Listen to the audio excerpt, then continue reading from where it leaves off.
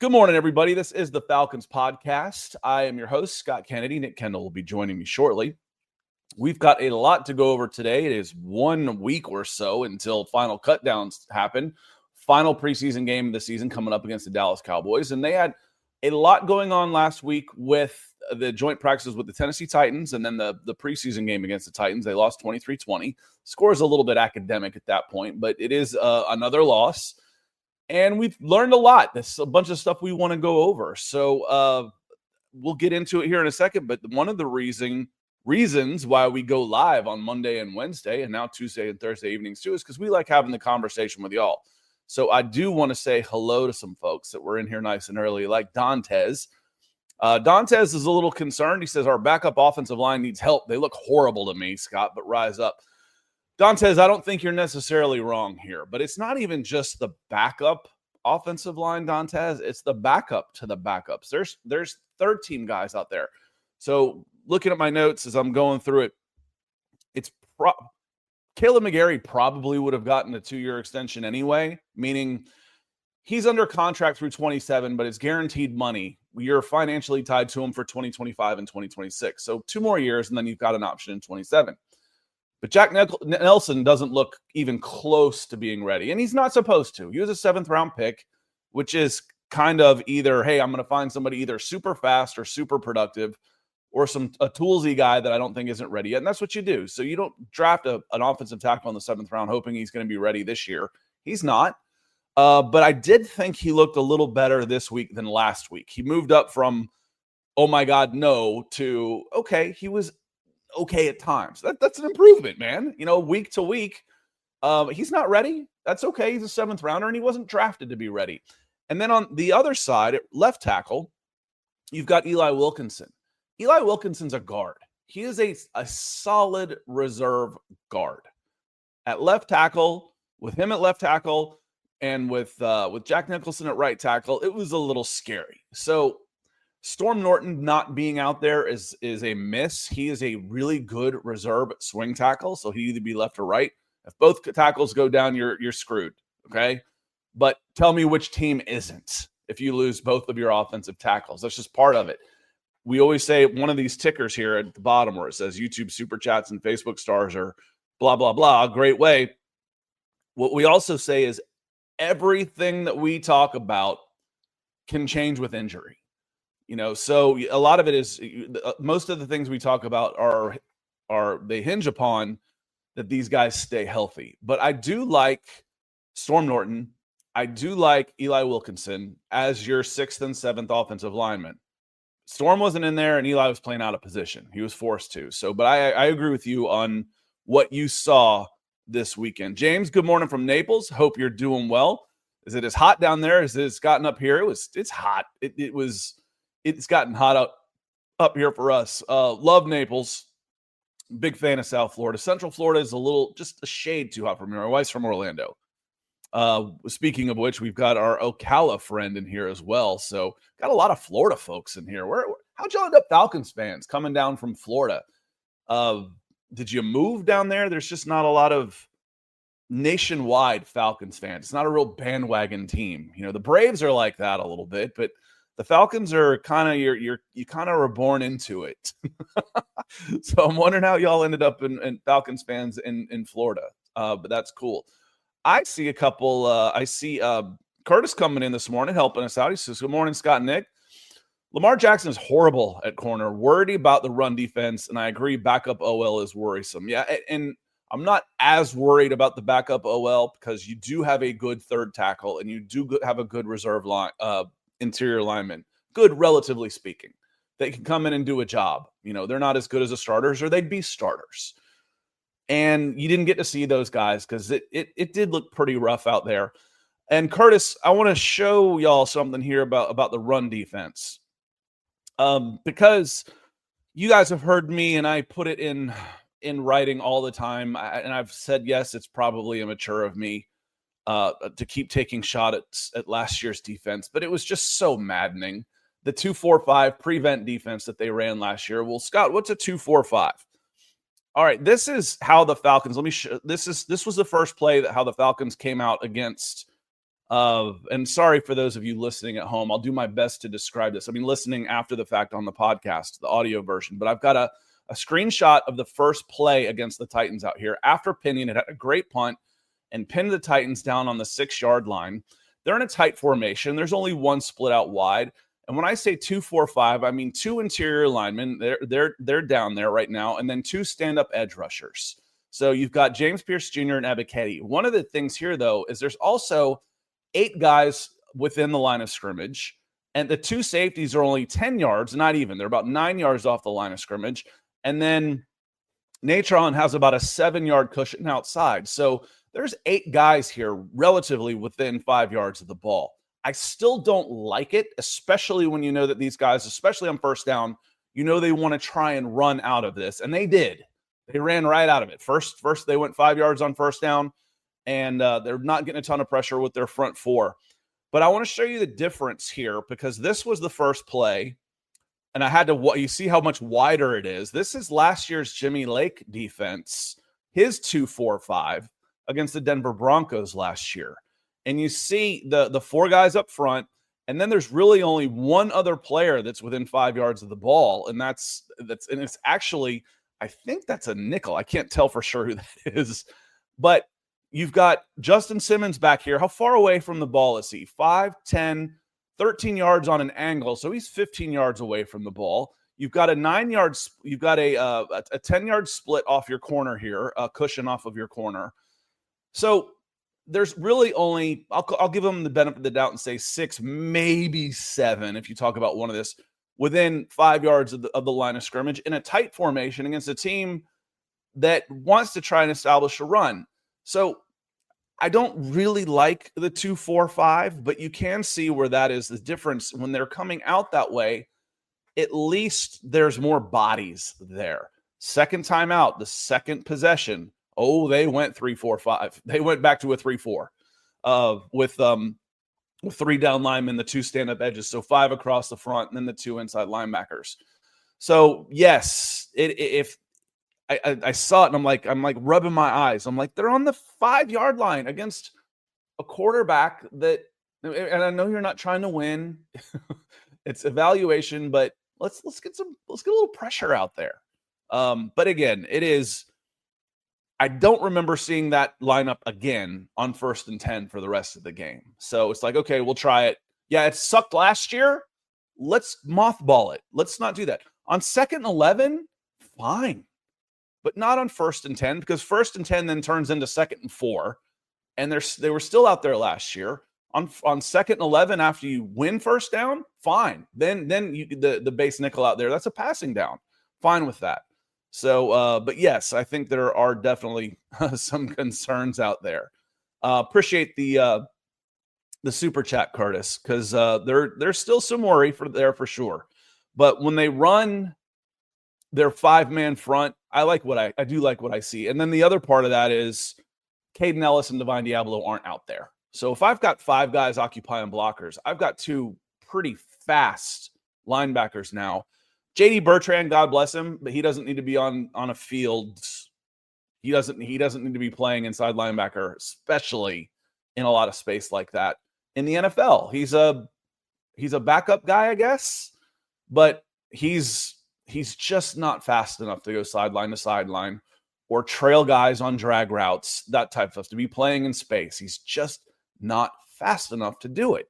And that's not his fault.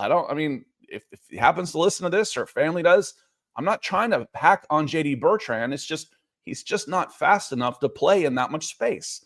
If he's going to be out there, I need him attacking the line of scrimmage and run lanes. So want to move on to Justin Boyd. I started this question because this is actually part of my notes here. So Scott, is James Pierce Jr., is he better than Arnold Ebiketie? Yes. As a pass rusher, yes. I think he is already better than Arnold Ebiketie. Now, Arnold Ebiketie has gotten a couple of numbers out there, and I think that's also part of the rush by committee that you're seeing out there. But if you focus on Arnold Ebiketie, if he gets blocked, for the most part, he stays blocked. He's not beating his guys in a 1v1. That interception that Natron Brooks had, that was James Pierce Jr. coming off the edge against the left tackle. 1v1. they're going against the same caliber of guys, second teamers out there for Tennessee. And at times there were first teamers out there with Cam Ward. They don't want him getting killed behind a backup offensive line while you're trying to get him some snaps. But I think as a pass rusher, James Pierce Jr. is already better than Arnold Ebiketie. And there's no harm in saying that. It's not really a hot take. We're talking about a guy who was at one point projected to be a top 5 pick versus a second round pick. He should be better. James Pierce Jr., for what you invested into him. Now there's only a 9 or 10 spots difference in where they were eventually drafted, but James Pierce Jr. should be better. And yes, I do think he is better right now than, let me see what that was. Okay, just making sure since Nick isn't in here yet. I got a ping on my phone. Make sure it's not him texting me, hey, let me in. I do think he is already better than James Pierce Jr., at least rushing the passer. Let me see. I'm going to go through some of the hellos that we've got here, and then we'll get into some of my notes and some of your questions for sure. Actually, I'll hit your questions on the way down. That's just kind of how I do it. Denver Luke, good morning. Hope you are doing well. Bucks Rays Bolts is in here, very active. Good morning. And Bucks Rays Bolts, I'll tell you, there's some of the questions you have I just don't have answers for. As far as the matchups and that type of stuff against the Tampa Bay Buccaneers. I don't know the Bucks well enough yet. I've been focusing on the Falcons and some of the other teams I cover, but I've been kind of laser focused on who's going to make this 53. How can they get better? Are they going to be better before really focusing? So I don't really know, what are the best matchups? I think that the offenses are still going to have advantages. That's about as deep as I can go into it, that the Tampa Bay offense is going to be really good.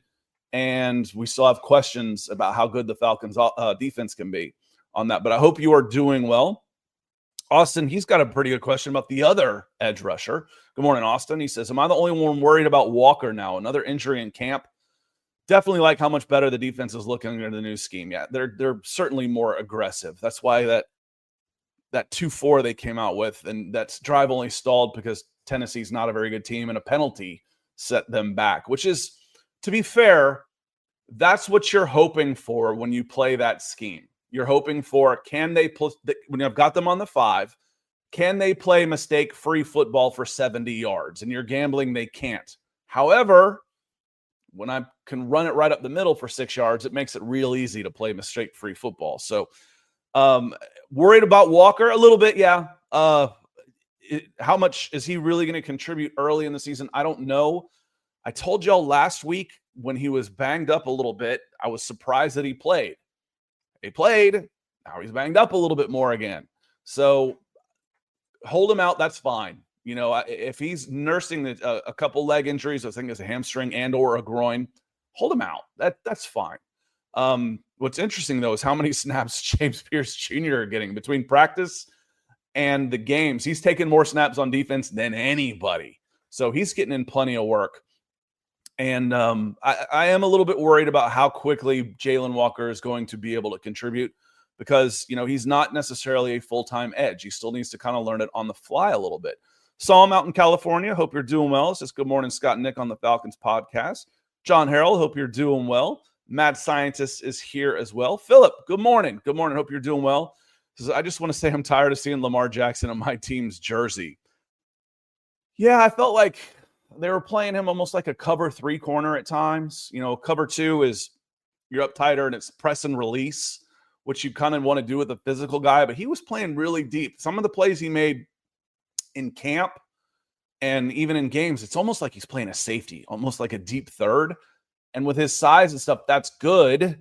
That's where you want him because I don't want him trailing wide receivers across the field. But yeah, I think it's tough. I think he's going to have a tough time making this roster.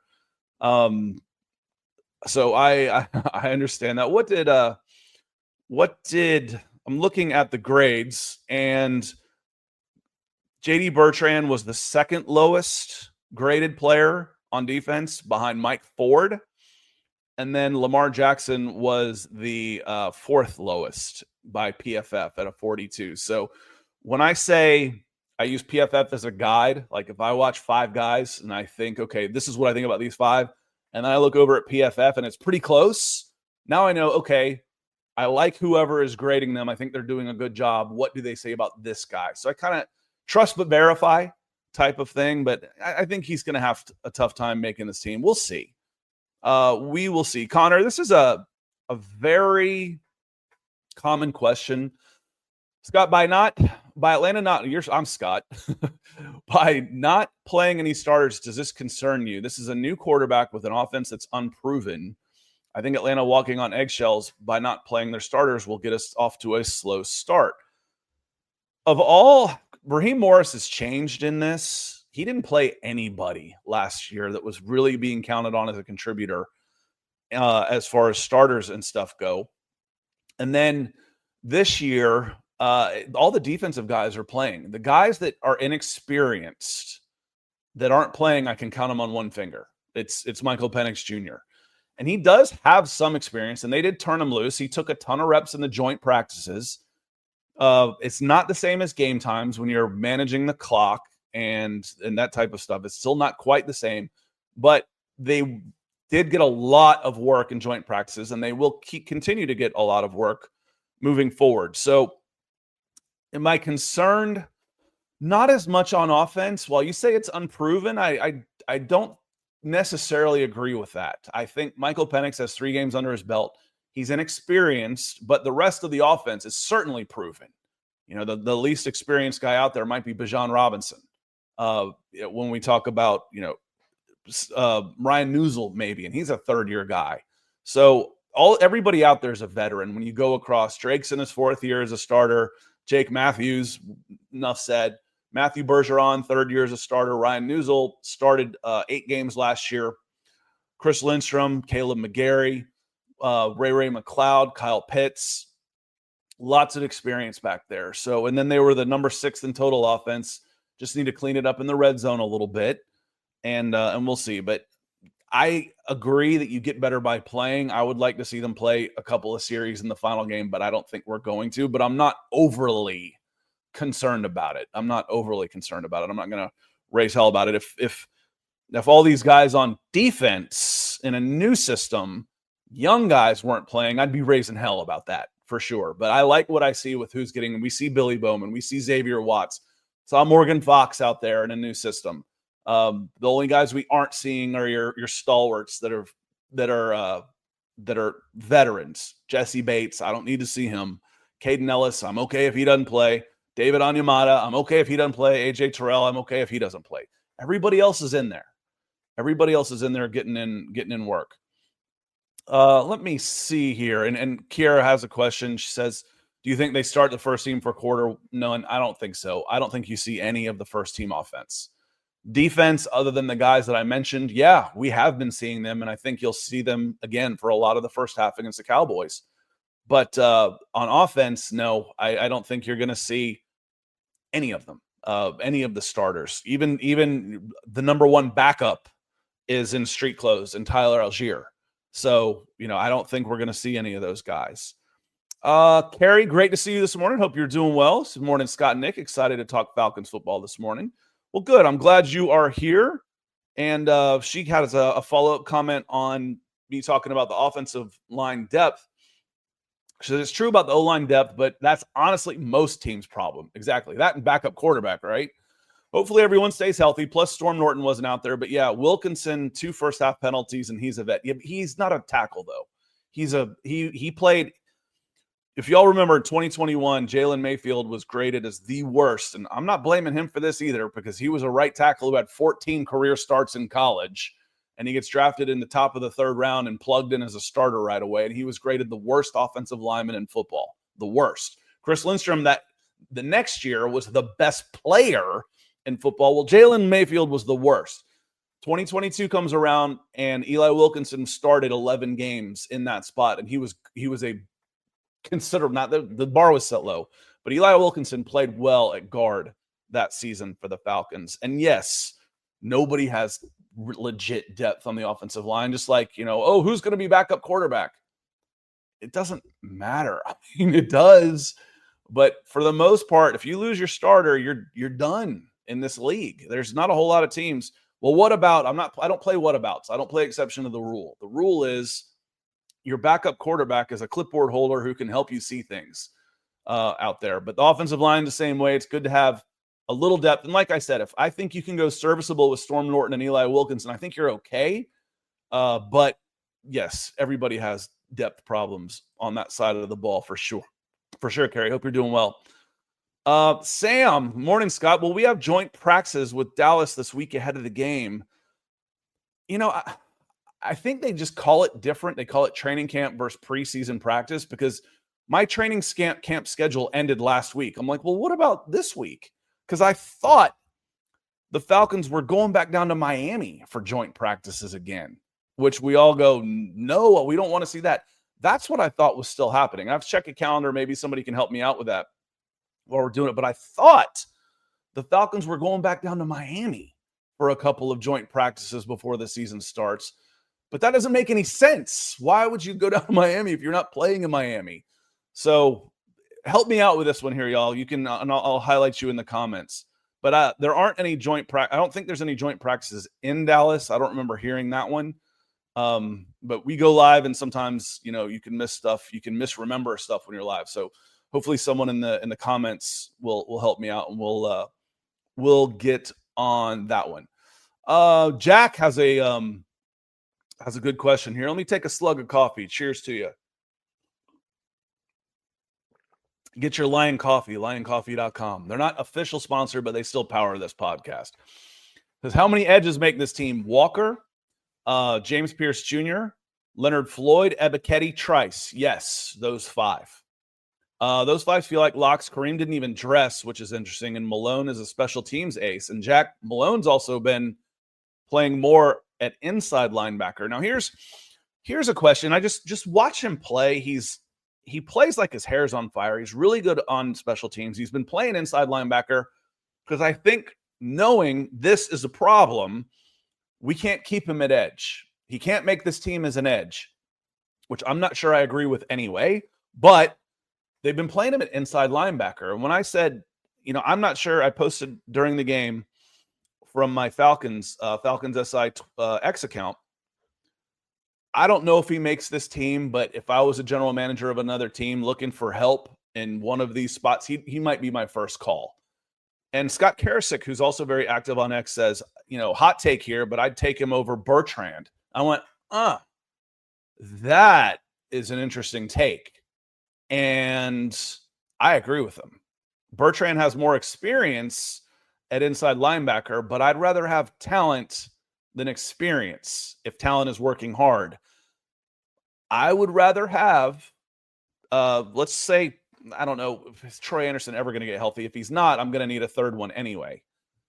I would rather have D'Angelo Malone as my fourth linebacker. I don't want J.D. Bertrand as my third either. Then I would rather have J.D. Bertrand. And Malone gives you much more on special teams. That might be how he makes this team as a third/fourth inside linebacker. So keep an eye on that, Jack. It's not out of the question at this point. There's no guarantee that Bertrand even makes this team here. Let me see here. Mad Scientist, good to see you. He says, I used to go to Windward Passage on Estero Island, Fort Myers, for like 15 years. I went to Fort Myers for the first time a couple of weeks ago for a tournament. Went over to Sanibel Island, right? Went over there and had some dinner a couple times. Nice place. And Ron, he moved to Florida in 2024. I figured 2004. There's not a lot of Falcons fans outside of, again, there. You don't get the bandwagon hoppers. You know, I don't know about y'all, but when I was in middle school, people were wearing Bo Jackson, Las Vegas, Oakland Raiders jerseys and Miami Hurricanes stuff when I was in middle and high school. You know, it just a lot of transplants in this city, and they don't usually move out too often of Georgia once they get here because it's a great place. Why would you leave? Michael Dubb, good to see you. Says morning, almost time. Harry Marshall Wood, hope you're doing well. He says, hope Nick is just busy today, not feeling well. Yeah, I don't know where Nick is. I don't remember him telling me he wasn't going to be here, but I plan like, minute to minute. So he could have told me a month ago. Oh, remember I told you a month ago? No, I don't. I don't remember a month ago. You got to tell me like the night before. or I'm not going to remember it. Let me see here. Going back down through some of the comments here. Smooth C78. Morning, Scott and Nick. It says he offers up the coffee emoji. I'll drink to that. And Jimmy Ragsdale, I don't think we really got into this because all this happened on Wednesday. So we did our Wednesday morning podcast, and I basically said the Falcons dominated the Titans. They embarrassed them. The Titans were embarrassed, and they came out. I guarantee you, they had their manhood challenged during the 24 hours that led up to the next practice. And yes, there were some fights, and yes, that's okay. Nobody's really getting hurt. Keep your helmets on, guys. Don't do anything overly stupid, and it's just blowing off some steam to a certain extent. Now, you don't want it to get in the way of getting your reps in, but as we said before, when James Pierce Jr. was getting in scraps with Caleb McGarry and Matthew Bergeron, and those were breaking out, he didn't even miss a rep. They didn't take him out of the game. They don't mind that type of stuff. And I promise you, the Titans coaches put that on the Titans team, saying, y'all better get out there and fight if you don't want to be embarrassed again, for sure. Gucci Danucci, Sam, did this just come out? Says, we just signed Ben DiNucci. The only reason I know who that is because he played for the Broncos when I was doing the Broncos podcast. Ben Gucci DiNucci was a 3rd/4th team quarterback who saw a little time, I believe, with the Dallas Cowboys. And I don't know if that's what that says about Easton Stick. Because I'm sorry, not Easton Stick. Apologies. Emory Jones. He kind of got his eggs scrambled a little bit at the end of that game on that 4th and 2. So it wouldn't surprise me if he's got some concussion symptoms or some layover from that last hit on Friday night. If Ben DiNucci was signed, because it's like, well, why would you sign another one? We hear this about the safeties all the time. Why are you signing another safety? You need 4 quarterbacks to run camp. You need like 8 safeties to run camp. So he's coming in he's not doing anything. Come in and help us out. And we're going to give you a couple $1,000. Okay. I've got the 2 weeks to do it. He is not a threat to make this team. Easton Stick is. Easton Stick, if they decide to keep 3, it's Easton Stick. Ben is coming in. This is legit, Sam. I got no reason to think it's not coming from you. Ben will come in as a 4th guy, and he is a camp arm that is coming in to help run practices for a couple of weeks. But yeah, I watched him in preseason with the Broncos, and he's a guy. I mean, he's a guy who's made some money on this, being able to hang around the league for a little bit. So appreciate you, Sam. Hopefully one of my guys is on that right now, because that's news. We got to get it up on falconssi.com. Rusty coming in, he says, Walker dealt with a shoulder injury a few months ago, and then a hammy, now a groin. That and the fact our defensive line is going to get run on and cornerbacks 2 through 5 scares me bad. There are questions. There are answers. There's multiple answers here. Doesn't mean we're going to come up with the right one at some point. Cornerback is an under-invested aspect of this team. Let me see, because I looked it up the other day, and I think A.J. Terrell was the last corner the Falcons drafted in day 1 or 2, 1st, 2nd, or 3rd rounds. And what was A.J. Terrell, 2020? So it's been 5 years, 21, 22, 23, 24, 25, 5 drafts since the Falcons have used a day 1 or 2 draft pick at cornerback. Rusty, I mean, you kind of get what you pay for, right?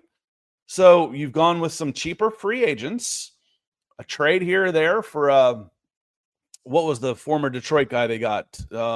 Jeff O. I can't remember his name off the top of my head. They swapped a low pick for him, and he played in 2023, I think. You've got Mike Hughes. You brought in Mike Ford. But, the Lamar Jacksons of the world, you kind of get what you pay for. They haven't had a corner selected in day 1 or 2 since A.J. Terrell. That again, you get what you pay for on that one. The DL is going to get run on. I'm not so sure about that. We'll see. When they go 5-man fronts, Zach Harrison looks great out there. We haven't seen David Onyemata yet. And when I run out Leonard Floyd and or Braylon Trice, 275-pound stand-up edge, Arnold Ebiketie, James Pierce Jr. with Rook, Onyemata, and Zach Harrison, and then I back them with Caden Ellis and Divine Diablo, I think you might be okay against the run. And then you've got some decent depth behind them. In Taquan, Brandon Dorless. Who else is back there? Street should probably make this team. I'm not sure if London will, but Contavious Street will. And I'm forgetting somebody else too, I'm sure. That I think you got a chance there. But with Walker, yeah, am I worried? Like, oh, is he going to be a bust? No. Am I worried that we might not see the best of him this year? Yeah, I am. That's a long-term thing, though. So, like I said, we'll see on those. Let's see. AJ says, which veteran players are in trouble of possibly missing on the 53-man roster? That's a good question. And there are a couple guys that I want to see make it. I just don't know if there's going to be room, and that doesn't always happen. I put one of them on the cover here. Y'all want to see Nathan Carter make this team? I do. We haven't seen much of, and I get the two, the running back and the receiver. I get their names mixed up all the time. We haven't seen the running back. Is that Carlos Washington or is Carlos the wide receiver?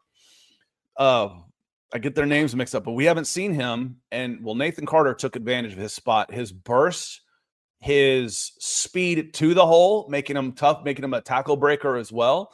I want to see Nathan Carter on this team, but are they going to keep 4 running backs or is he a good third? And then at wide receiver 5'6" is going to be very interesting out there with Chris Blair has looked good. Dylan Drummond has looked good. Nick Nash has looked good. David Sills has looked good, but you've got to figure 4 are locked and they only took 5 last year. And Kyle Pitts has taken wide receiver snaps.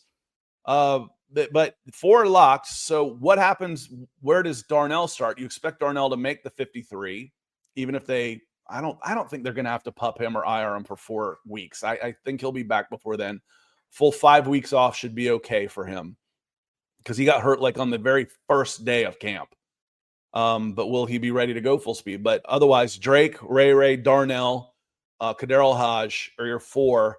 And then can you slide 2 more in there that are playing really, really well? On the other side of the ball, I think J.D. Bertrand, I think he's in a little bit of trouble. I think D. Alford might be in a little bit of trouble as well, though I don't see Clark Phillips and D. Alford both making this team. So I haven't seen a whole lot of Clark out there in the camp. Now, if I'm checking, I'm pretty sure he was out. I'm like, why haven't I seen him? Yeah, I didn't see him. He didn't play at all. 26 players played on defense. And if I'm looking at this right, my memory said I don't remember seeing him. And just glancing through PFF's grades and snap counts, he's not on there. So I think Clark might be in a little bit of trouble too. He might not have a spot. So those are some of the guys.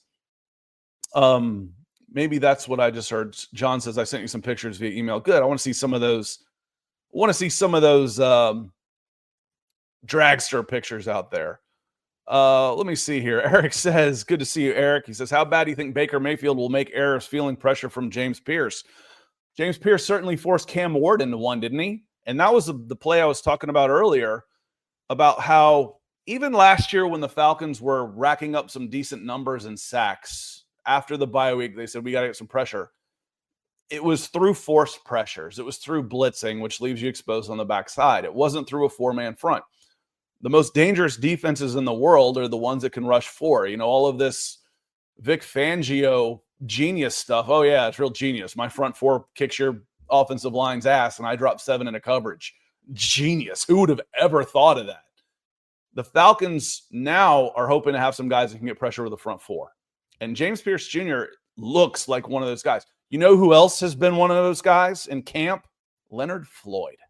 Leonard Floyd, I don't expect him to – I don't want to see him on 1st and 10. I don't mind seeing Braylon Trice out there on 1st and 10, in rundowns. Let him run 1st and 10. And then let's bring in James Pierce Jr. and Leonard Floyd on second and long. Leonard Floyd he was killing the Titans, and he's been a problem for the Falcons too. So Leonard Floyd could be that designated pass rush guy that can help. How many mistakes is Baker going to make? Probably not as many as mistakes as we're going to see in the defensive backfield. I have a feeling it's going to be a high-scoring game again on that. But we'll see. We'll see. We're not too far away from it, but I think the offenses are definitely ahead of the defenses right now for both teams. Terry, I agree with you here. Terry says that Blair kid just keeps making plays. We always think these guys will make our 53, but I don't see any way this guy doesn't at least get a practice squad spot. Excuse me. The thing to remember, y'all, and it doesn't, there's not a lot of changing of teams because most everybody wants to keep the guys in camp with them. But you have to remember, to get to the practice squad, you have to pass through waivers first. So when I do my 53, all of those guys are eligible that you cut are eligible to sign somewhere else. I think 24 hours goes by, and then you're allowed to sign them to your practice squad. I want Chris Blair around. I want Nick Nash around, and I want who am I forgetting here? Drummond, Dylan Drummond around. I want Nathan Carter around. I want D'Angelo Malone around. On the other side, on the back side of that, with the corners and safeties, I feel good about the four. Helms, Bates, Xavier Watts, Jordan Fuller, maybe. If he doesn't play a whole lot, it won't break my heart. But corner's a problem. And I highlighted that just a few minutes ago with the lack of investment in the cornerback room. You know, you've got AJ Terrell was a first-round pick, and he is a locked-in starter over there. There's some people who don't particularly like him, but he is at least a better-than-average player in the NFL, no matter how much you dislike him. If you say he's not, then you're just wrong. He is at least an average or better starter. Hughes, we'll see. I think he's okay, but there's not a lot of quality depth behind him, and you don't necessarily expect it. At the nickel spot, Billy Bowman will be I just mentioned Trice up front on first downs against the run. That's where Billy Bowman should definitely be playing. He should definitely be playing in the nickel on first downs. If you're going to go out there in a like a 3-3-5 nickel, then he needs to be out there because he's good against a run. He's sideline to sideline, lateral speed, closing down on the wide stuff. It's really good. But I don't know that D. Alford and Clark Phillips both make this team. We will see. Kerry says that Judon is meeting with the Dolphins today, and from Jordan Schultz, and the expectation is both sides are they going to get a deal. Okay, that's good. Judon wasn't very good for the Falcons. I said it last year. I've said it a bunch. The personnel could actually be worse. I don't think it is after the huge investment that they've made in the defense with the draft. But the personnel could be worse, but the defense will be better. Is Xavier Watts or Jordan Fuller going to be an upgrade over who Justin Simmons is as a player?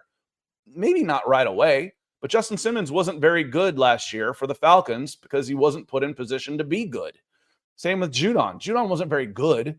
So improving the play from those positions won't be all that difficult for Jeff Ulbrich, even if the players themselves aren't necessarily as good of players. What I mean by that is Jimmy Lake was bad. Jeff Ulbrich is better. I would have liked to have seen Jeff Ulbrich with Judon, with Simmons back there last year. Would have liked to have seen that, and then move those guys forward. Maybe they're back. Maybe I got Simmons back for $5 million this year instead of Jordan Fuller. But I do like Leonard Floyd. I am happy.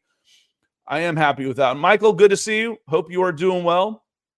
Let's see. I'm about 15 minutes behind in the chat, so I'm going to actually scroll down here and then work my way back up so we get to say hello to some folks before I run out of time here before my voice gives out. Carrie's got good questions, beginning, middle, and end.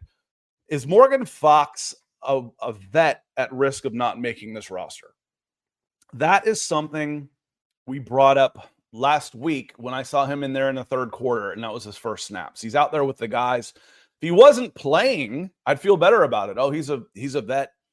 You know, he's David Onyemata. He doesn't need to be out there. Here's Leonard Floyd. Leonard Floyd's not playing out there. He's making this roster. But Morgan Fox has been playing, but he's been going out there with third teamers. What they are doing, always say what do you do, not what you say, leads me to believe that he's no sure thing to make this roster. Now, what is his money? Let me look him up real quick. Not that they're afraid to eat a little dead money, because I don't think it's huge money. But Morgan Fox, yeah, he doesn't have enough money to be guaranteed a spot. He's got guaranteed of $3 million guaranteed, so his dead cap would be $3 million if they were to move on from him, which you don't want to do that, but it's not astronomical. It's $3 million. Would you rather, it's like, oh, sorry, Taquan, I know you're a better player, but we don't want to take the $3 million cap hit. No, I don't think $3 million is enough, especially at that position, to do that. Yes, I think Morgan Fox is in a little bit of danger. I'd be surprised, but again, the Falcons surprise me all the time.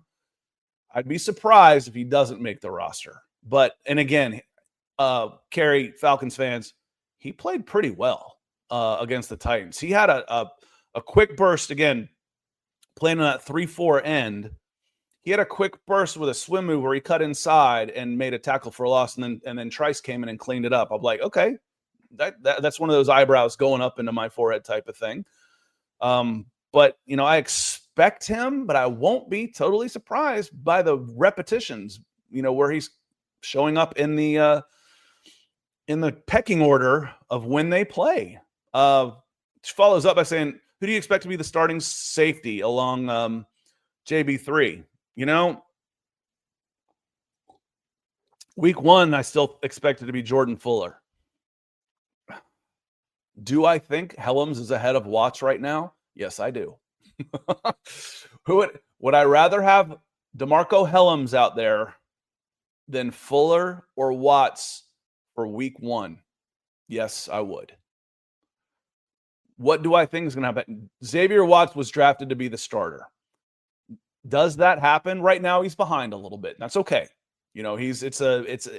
Safety is a head game. It's a recognition and then react. And that takes some time to learn and to grow into that. It's not a freak athlete type of position. In fact, the freak athletes at safety fail miserably if they don't know how to play football. There's a couple freak athletes that do, and they're Hall of Famers. But 4.6 at safety is better than 4.4 for a guy that doesn't know what he's doing. Xavier Watts, he doesn't know what he's doing yet, and that's okay. He's a rookie. Jordan Fuller knows what he's doing, but he's not doing a whole lot. DeMarco Helms makes a statement out there for sure. He makes a statement out there for sure. I know this guy. He's going to show up for a couple of minutes at least. So, yeah. Nick, how are you doing this morning? He's going to come in and close us out. Nick, say goodbye to everybody. Yeah, goodbye. No, I have no idea where my phone is. The little guy, he had a rough weekend. Thursday had a fever. Thursday and Friday had a fever. And last night he was up from 12:30 to 4 o'clock. So my phone is somewhere. I woke up to him crying again at 6:10, and I was like, what the heck? And I sprinted down here. So this is just fear on my face. No coffee driven on this one. It's been a long time since that happened, but I'm like digging, can't find my phone. I'm like, F it. So here I am. Yeah, doing well. Good to see Harry Marshall. Carrie's in the house. Great to see you. I almost missed the show too, Trenton, but we didn't. What's the topic? Falcons, Easton Stick, not the best game. Titans looked a little bit more, competent, but the joint practice probably more valuable considering how the Falcons are treating preseason. But it's still preseason. I'm not too worried about it. But yeah, Trenton, good to see you. The topic we're talking about, we're going into 53s and guys that are playing well, and what we think. Our last one was, is Morgan Fox in danger of not making this team? He came in, Nick, and he's only got $3 million of guaranteed money, but the playing rotation tells me that he's not guaranteed to make this team based on when he's going into games. He's working with the third units really on the defensive line. So I think he is there. And, what we're just real quick from the game, give me like 2 of your top takeaways, things you're like, okay, that's what I like seeing, or a player or whatnot from the game on Friday? As much as we're excited about Pierce, Ebiketti's still a guy. I thought Ebiketti looked pretty good out there and only had one pressure, but I think that he's still your alpha on that pass rush unit. We need to still see reality from Walker and Pierce play out. So Ebiketti is a big one for me. Other than that, I like a lot of, we said it before, we said it last time, I'm afraid to get hoodwinked on it, but the defensive line depth, there's a lot of guys that can get after it. So excited about all of them. Final one is Easton Stick. It's fine out there, but I'm excited to see Penix actually sling the football because it's just like you watch it and it's just like, yeah, it's a water I'm watching this game and taking notes. They're almost all on offense. Yeah. Defense, apologies. They're almost all on defense. I'm like, there's actually stuff that's going to translate in defense to what we're going to see. Where offense, maybe we're talking about like, will these guys make the roster? That's what we're talking about. Chris Blair, Nathan Carter. Nick, I love Nathan Carter. I love the way he runs the ball and the speed that he's got, and then ability also, to cut through the trash, meaning you're not getting tripped up as you're going through the line of scrimmage. He can actually keep his balance with that speed and break through tackles. I like him a lot. Would like to see him out there. And when we talk about, people getting banned and stuff, it's not for disagreeing, because Nick and I disagree all the time. So Nick, I started the show with one of where is the starred comments? Damn it. I started with, this was one of the first questions I took because Justin asked, he said, is Scott, is he better than Ebiketti? Is James Pierce Jr. better than Ebiketti? And from my point of view, Nick, I said, as a pass rusher, I think he is already. I think he is, because when I focus on Ebiketti, when he's blocked, he stays blocked. Yeah. He's not beating his guys, and that was a problem they had last year. They couldn't get any pressure with 4 guys, but that turnover came because James Pierce Jr. went a speed rush on the outside of the left tackle. He beat his guy 1v1, and that hasn't happened a whole lot. So I think Ebiketti is probably overall the better player. So because he knows what he's doing out there. Like James Pierce is out there with, he's out there for 50 snaps and 4 tackles. So he's kind of a one-trick pony right now. But if your one trick is I'm the best pass rusher on the team, you're going to make $30 million. The Nick Benito special. Yeah, that's a good one. I think Pierce probably give it 4 games. Really get his teeth ground down a little bit, and we'll have a conversation again. But Ebiketti more well-rounded right now. It's Pierce is obviously when Scott, you and I have kind of more of a scout eye than anything, and we're looking for the traits. The traits are obvious, right? Like Pierce is a more traitsy player than Ebiketti. The reason that he went in the first round still, despite some of the stuff. That's exactly what I said. I'm like, it's not a hot take to say that Pierce is a better pass rusher than him right now. There's a reason why he was being talked about as a possible top 5 pick, and Ebiketti was a second rounder. He should be. Now I'll learn their craft a little bit. Another good question here. And B-side, I see you in here too. I want to get to you as well. He says, do you think that Troy Anderson will get cut since he can't seem to stay healthy ever? I don't think they have to cut him. They'll just pup him. They'll IR him until he won't get another contract. So, he's not all that expensive, and they'll just keep him around, and then if he leaves a free agent, maybe you get a comp pick for something. I doubt it, because he probably won't sign for hardly anything because he can't stay healthy. But it's such a shame on that one. Because he's a 10. He's a 10 relative athletic score. When I'm looking for game-changing players, Troy Anderson has that physical ability, but he's not on the field, and that's why Devine is there, and that's why Devine, who might have missed 2 games in 5 years or something like that, he's been available, is a significant upgrade over Nate Landman and JD Bertrand with his athleticism. So that's an underappreciated signing. And it cost us a comp pick in Atlanta here. So it better be. When Drew Dahlman signed his big money, it was canceled out by Divine Diablo's signing. So that comp pick that you would have gotten is now Divine Diablo. So he needs to be a guy this year. Yeah. Projected wise, at least, Scott. We don't know the it's not 100%, but the people that do these things for a living have both said, yeah, you're not getting a comp pick because Divine Diablo canceled out Drew Dahlman. Yep. Shout out to Nick Corti. Does good work. ATL Jet Jones 11 says, good morning, Scott and Nick. Regular season coming quick. Yeah, it is right around the corner here. September 4th, I think, is the first game. That's a Thursday night. So, yeah, that'll be here before you know it. So excited for that. Get your fantasy football drafts in. I will be targeting Drake London. Excited for that. Hopefully get him round 2. We'll see. But that's my strategy this year. But, yeah, no, it is right around the corner, and we're going to be here. Hopefully not with a sick kid. So I'm here. I have no idea where my phone is, Scott. That gives me the heebie-jeebies. I wanted to text you, but nope, no time for that. I can still catch the end. So good to see it. Thank you, ATL Jet Jones. Yeah, and Jimmy, have a good one. You got to run. All right, it's about 9:30, so we're not going to be too much longer in here either. I want to run through my notes real quick, just to see what I didn't miss. One was play calling. What the hell are the Titans doing running a wide receiver screen on 3rd and 13? That ended their first drive after a holding penalty. Hesitation kills. Remember last year, y'all, for you long timers, we talked about every time I saw Kirk Cousins hesitate, it was like, no, just take a sack. No, it was bad. That's what Easton Stick did. You know, he's looking left, pumps it. Well, that just gives everybody a step when you go that way, and then follow through. Just eat that one too. The second defensive possession, Nick, I showed these two screenshots when we first started. So if you've come in late, we'll see them again. They came out in the 2-4, the 2-4-5. Yeah, I guess that's what it is. I have to count them up.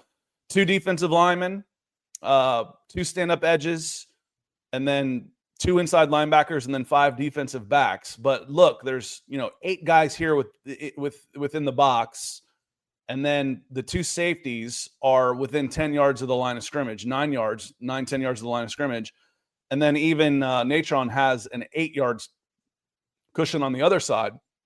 Whereas I had to go much, much wider for that same formation against a tight bunch formation against the Denver Broncos for the first play of their game, where you see there's 6, maybe 7 guys within 5 yards of the line of scrimmage. And really not even, because Caden's 6 yards off. And then, way back here on the very left, you might not even see him back there standing on the 43-yard line is Justin Simmons. Now, we talk about why did Justin Simmons not have a good, a very good season. He was playing punt returner most of the year back here. And when he had to make a tackle, who's within 10 yards of Justin Simmons? He was wide open spaces against, world-class athletes. That's tough. So I don't want to see the 2-4-5 on 1st and 10 ever again. But at least, 1, they went right out of it. And 2, there were still more bodies closer to the line of scrimmage to help make up for the lack of size. Yeah, definitely more condensed. Also, some of that might be the effect of your point you made earlier about how unathletic and problematic, Landman and Bertrand were, and having Diablo in there now with Ellis gives you a little bit more ability to recover from being closer to the line of scrimmage. So we'll see how it translates. That Titans team is problematic probably this season. But yeah, overall, you did still see it. Was that first down in that first clip? That was the first. Well? Those were both the first plays of offensive series for both teams. Okay. So we're keeping an eye on it. Obviously, again, it's been a big drum I've been beating here on the show about the Falcons' run defense. It needs to be better, because otherwise you're not going to be able to see Walker and Pierce fully utilized. So will be worth following. And overall, preseason game, I don't ever get too high or too low on it. Like right now, going to have to be a wet blanket over in the Broncos one, because everybody's really excited. Nick, you're defending Jimmy Lake's D. I just think at the end of the day, I'm more of a Jimmy's and Joe's versus X and O's person, and the Falcons defense was missing a lot of pieces, but obviously Jimmy Lake wasn't good enough. They lacked mentality. They didn't tackle well. There's plenty of blame to go around.